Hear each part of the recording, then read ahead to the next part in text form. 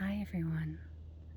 I'm playing out in the Red Rocks of Sedona and wanted to share some things that were coming through. So first, everything is beautiful. Everything is divine. All of life is, not just the stuff you've deemed as good or bad. And what if good and bad are really just ego belief systems that say, oh, we like how we feel when we experience this. We don't like how we feel when we experience that. But fundamentally, where does the feeling come from? It comes from an ego story or a belief that is creating the emotion.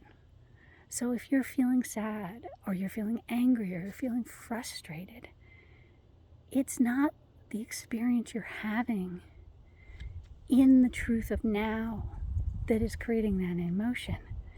It's the ego story about what is happening now. So let's find a good example. So a friend of mine and a client of mine is feeling lonely.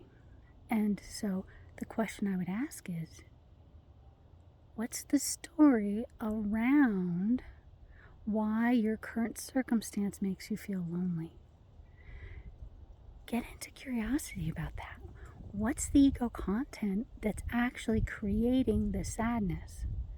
Now, there's two parts to this. One is seeing through the sadness as the reality that it's not who you are, it's not what you're experiencing, it is just an energy moving through you as a reflection of a story or a belief or a trauma or something trapped in your body that wants to move out now.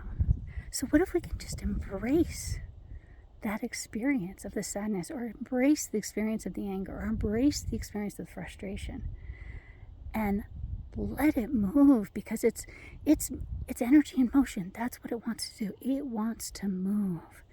And what if we can let it move with all the grace and all the love that we are, and embrace that emotion as it's moving through us, and at the same time look behind the emotion at the content that's creating it and releasing that, because we get to be in heaven on earth and in the divinity of love every moment of every day, even in the midst of sadness, even in the midst of anger, even in the midst of frustration.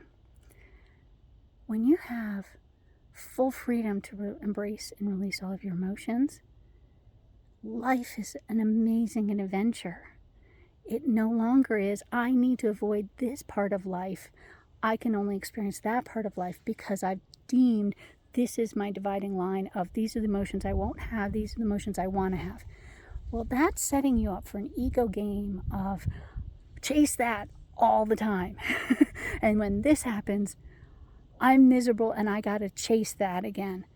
Well, that's creating a hamster wheel of like just trying over and over and over again to find a way to get back into a good emotion.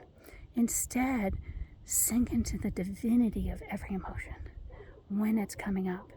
And then you can ride the wave like a surfer.